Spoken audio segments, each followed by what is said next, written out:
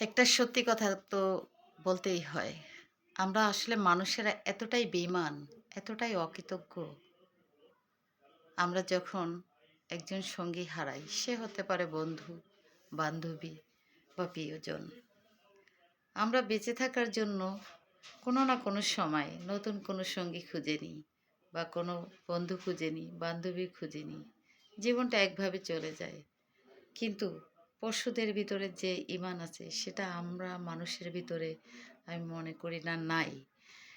কাক একটা অসুন্দর প্রাণী।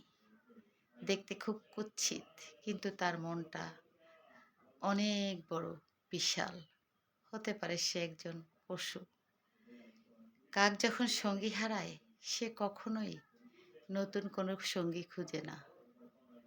এতেই বোঝা যায় মানুষের থেকে পশু তাদেরও মানবতা আছে। কিন্তু আমরা মানুষেরা এ মানবতা নাই। আমরা বড়ই অকৃতজ্ঞ।